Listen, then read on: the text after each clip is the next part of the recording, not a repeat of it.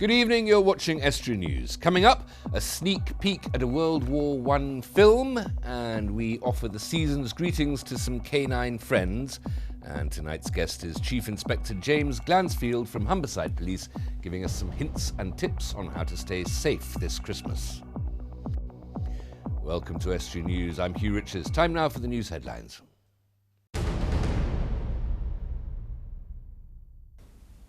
Grimsby could get its own nursing school if approval is given by the Nursing and Midwifery Council in January.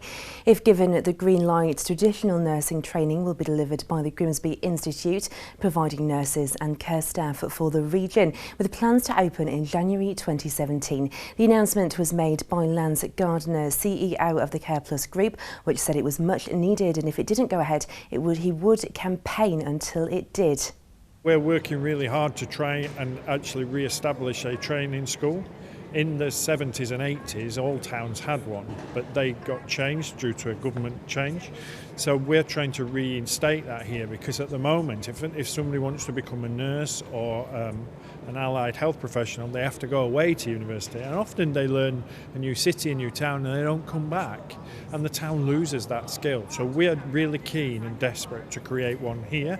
So we're working both as providers, ourselves and Northern Lincolnshire and Goole Hospitals and Navigo, our mental health provider, with Grimsby Institute and Northampton University to create our own nurse training school back here in the university campus. Hull Centre for Digital Innovation has officially opened its doors. Costing around £4 million, it's hoped the centre in the Fruit Market area of the city will provide a base for many digital and tech startup businesses. One of the companies involved in the project says investment is needed.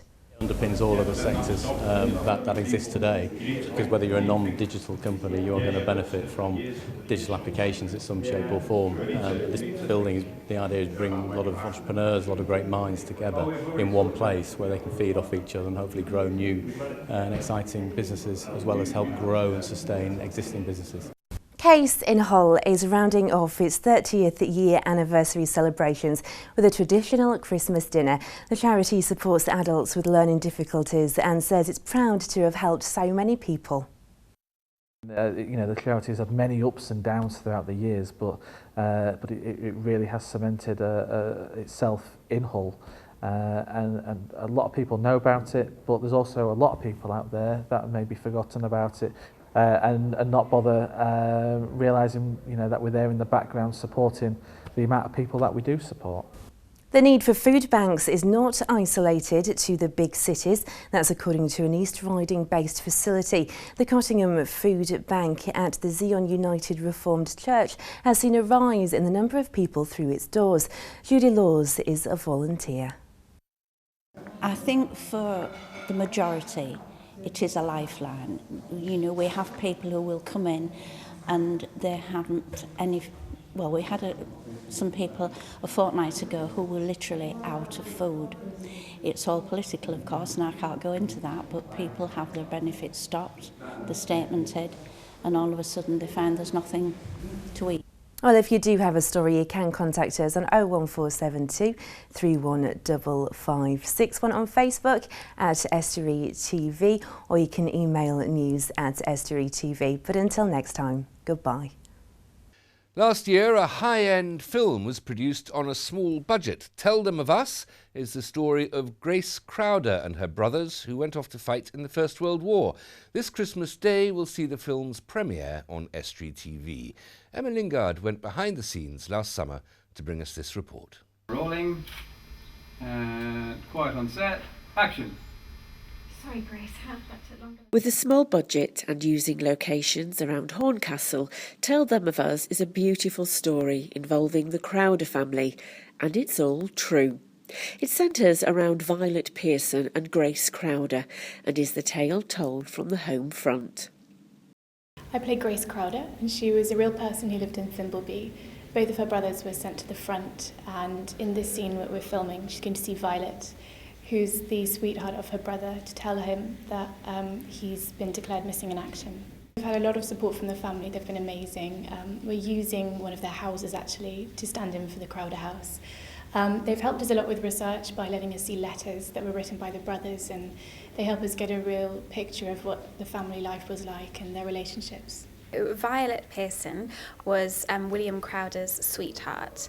So just before he went off to fight in the war, they'd obviously been courting a little bit. So I think it was sort of maybe the beginning of their relationship. So it's obviously quite difficult for her when we filmed the scene already when she had to say goodbye to him, like in front of the family. So it's a little bit awkward because they couldn't have a proper goodbye, I suppose. So that was an emotional scene to film. So yes, it's all about her. The scene we've just filmed was me with William's sister, Grace, and she comes to tell my character that William is now missing in action. And so obviously that's the last thing she wants to hear. And, you know, it is really difficult because they're not married or anything. And while the costumes took 2 years to make and an army of knitters and hookers produced the woolen items, attention to detail was also paid to the locations. Filming in Thimbleby village where the family lived, and there are some beautiful mud and stud cottages with thatched roofs, but there's also lots of anachronistic aspects. There's modern road signs, there's the modern road markings, there's wires on people's houses. So we have to be careful which view we show. So it can be very restrictive and almost a bit like sort of tunnel vision. But to free ourselves up from that, we're prepared to do some digital alterations to the background. So I'm going to do at least one wide shot in Thimbleby where I'm going to have to remove all of the road markings and the road signs and add the tower back to the church, because that at the moment has been taken down. But we have some photographs for reference to reconstruct that. And the film is on Christmas Day at 7 p.m, followed by the sequel, William's Story, which tells the tale of what happened to William Crowder in France. Still to come tonight, treats for some adorable canines, and Dan Kemp joins me for a news talk. With Christmas just around the corner, as you may have noticed, Humberside Police's 12 Days of Christmas campaign offers sensible safety tips as the countdown to the big day begins. I got some valuable advice from Chief Inspector James Glansfield on how to stay safe during the festive period. James, it's Christmas. There are certain threats to ourselves and to our property that are unique to this time of year. Why is it that Christmas is more likely to see crime than other times of year? I think there's more opportunities, certainly for house burglaries. Houses are loaded up with gifts and food and drink at this time of year. We go out and have our big spends. When we're out, those of us who maybe don't drink as much during the year, it's a period of excess in many ways, and that does make people more vulnerable to assaults and incidents, as well as being maybe a protagonist at other times of the year when they'd be maybe thinking more clearly. And there is so many more opportunities, lots more people in our shops and public areas, so the opportunity there for thefts does increase. I think at the moment, though, we seem to be booking the trend, certainly for North East Lincolnshire. It's looking quite a healthy start to the month. Just want to go back to something you said there. One of the reasons we're vulnerable is there's more stuff and more food and drink in our house. Yeah. Are you telling me that at this time of year we should be worried about a stranger intruding into our house, somehow getting into the building, not necessarily by the windows or doors, and taking away our mince pies? A big jolly chap? Yeah, big jolly chap coming down the chimney, maybe. That's the person that would be happy to come into the house.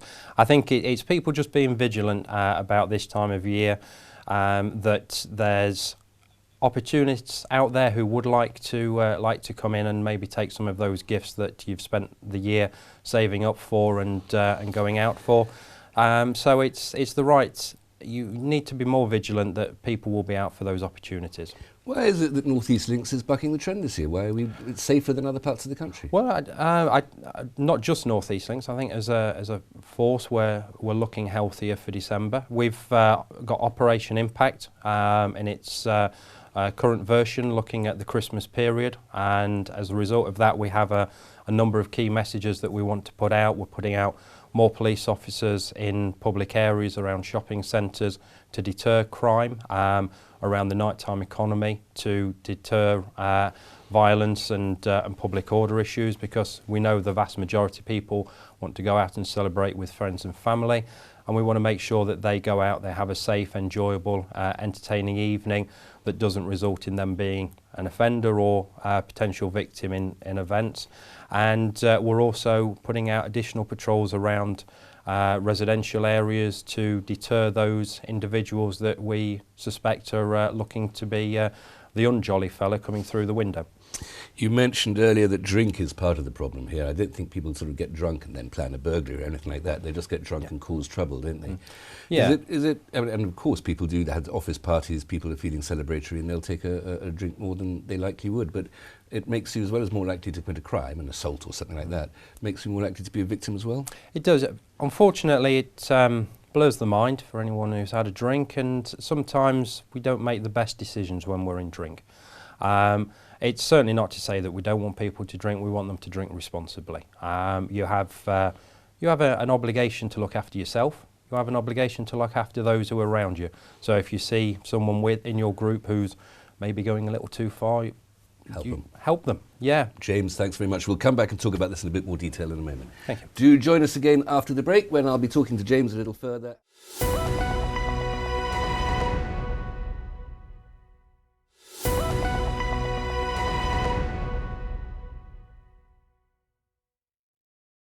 Welcome back. You're watching Estuary News. Still to come, we pay a seasonal visit to Sangreet Kennels, and we'll have the latest news from Dan Kemp. Here are a few more hints and tips now on keeping safe this Christmas from my guest today, Chief Inspector James Glansfield of Humberside Police. You've got some specific bits of advice for us, James. First of all, when we're out doing the Christmas shop, which is the most appalling, tedious, hellish experience anyway, especially when you're no longer a child and you're buying presents for people you've been buying presents for years and years and years, and you've absolutely no idea what they want. Perhaps I speak out of a certain personal bitterness. What should we be doing to look after ourselves as we're shopping? If in doubt, buy socks. There's always But seriously, I think for Christmas, we're loading up cars. We'll be vigilant around crowds.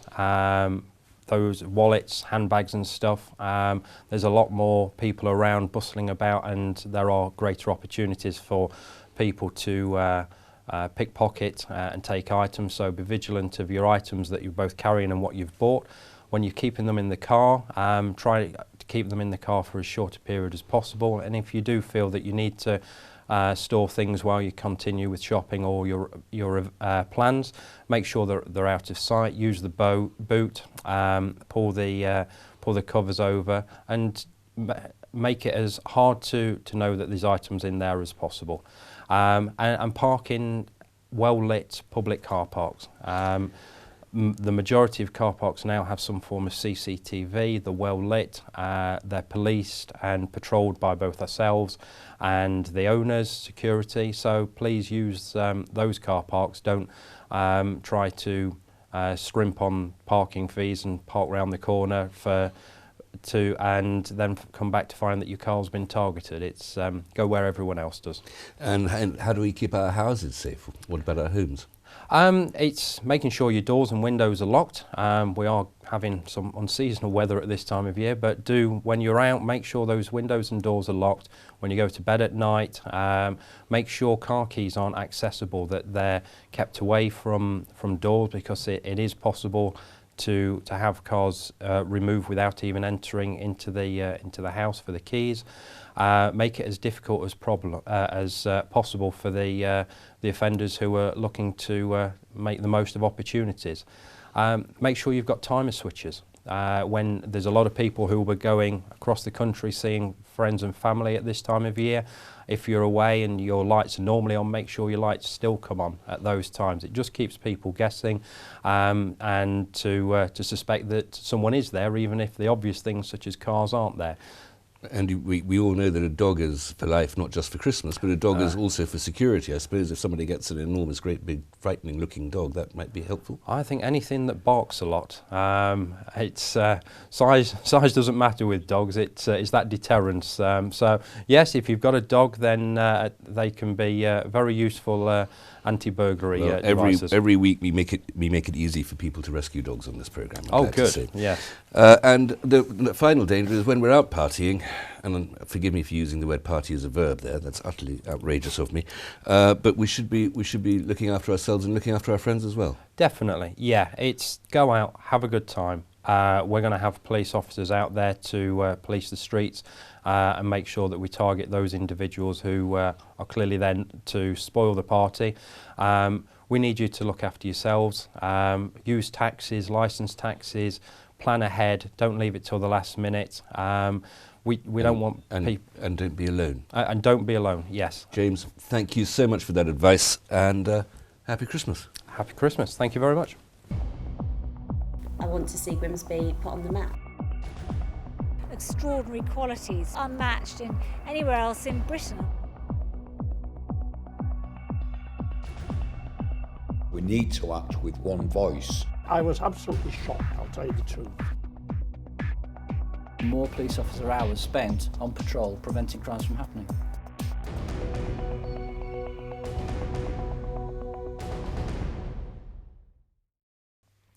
Christmas, as you will have noticed, is fast approaching, and it is the busiest time of year for many kennels across our region.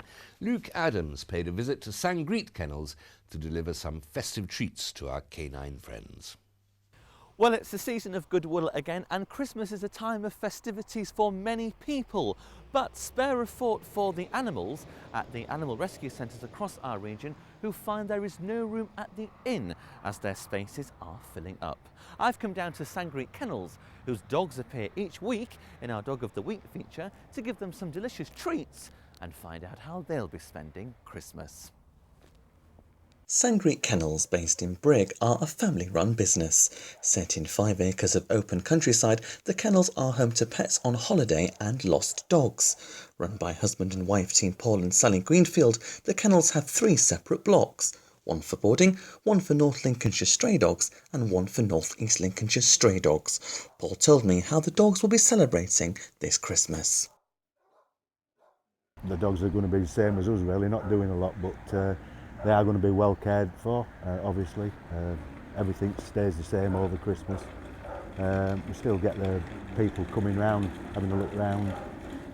We're just closed for the one day, which is Christmas Day. But obviously we still work on Christmas Day, so it's hard to put down in figures really, but I mean it has helped because we do know, because people's mentioned, we've had a look on Estuary TV, we've seen this dog, is that dog still there? So I mean that tells you that people are watching, yeah. But I mean, Estuary TV and every other advertisement sort of thing does help us. I mean, it's a big boost for us, for you to come in and, you know, give us a little bit of a slot.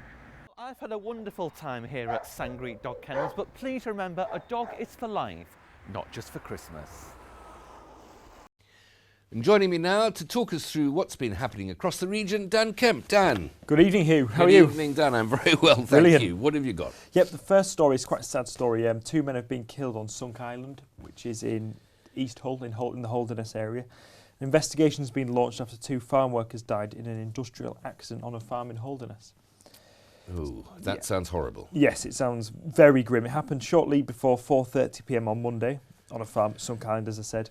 A 32-year-old farm worker from Roos and a 36-year-old man from Sunk Island are believed to be victims, but there are no further details as of yet. OK, well, we'll wait for that horrible news to come through. Yeah, second story we've got is from the Bridlington Free Press. It's nice to feature some different papers from time to time. Let's go right up to the northern edges of our region.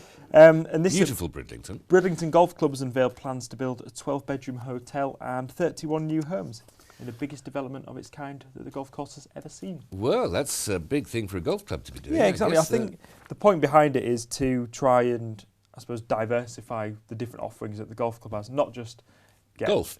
Well, not just golf, but also be able to offer kind of hotel space and make people kind of think of it as more of a holiday resort for golfing holidays, because obviously they're so popular, maybe in the more... Well, Bridlington is a fantastic resort anyway. It's a beautiful town, and of course it is the location for the shoot. It did play Warmington-on-Sea for the new Dad's Army film. Yes, obviously things like golf, they're popular resorts in kind of like the West Indies and the Caribbean and South Africa and places like that. So why not Bridlington? Absolutely, why not I can't see the difference anyway. Far better than the West Indies. Yes. The next story, maybe, is from the Scunthorpe Telegraph, and this is Manchester United legend, who is, of course, the now Scunthorpe United manager, Mark Robins. He's dreaming of a cup shock.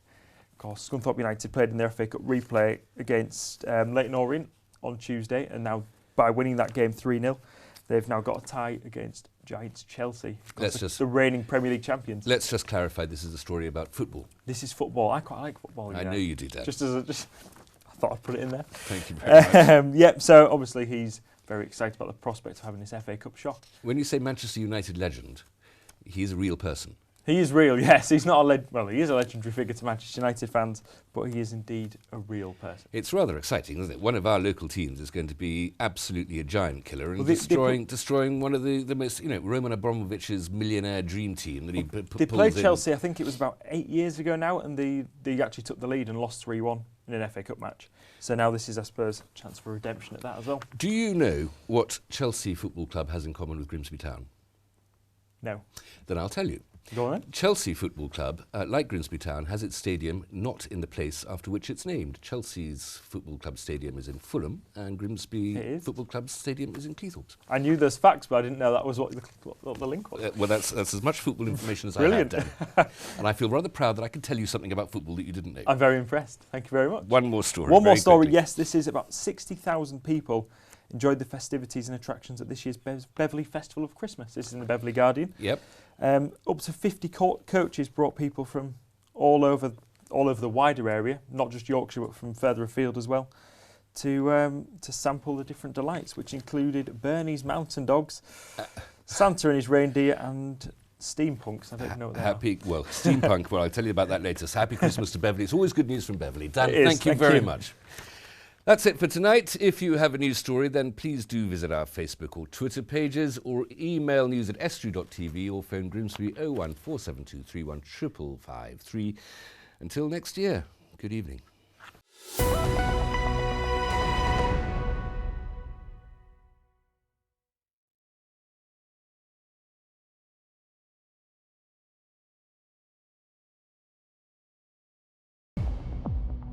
I want to see Grimsby put on the map. Extraordinary qualities, unmatched in anywhere else in Britain. We need to act with one voice. I was absolutely shocked, I'll tell you the truth. More police officer hours spent on patrol preventing crimes from happening.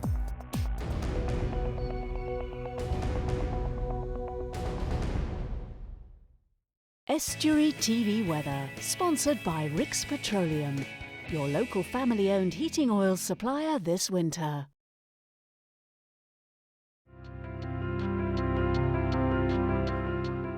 Hello and welcome to Estuary TV's weather.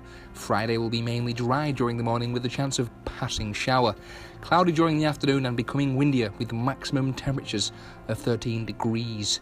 Saturday looks to be windy with occasional rain turning very mild.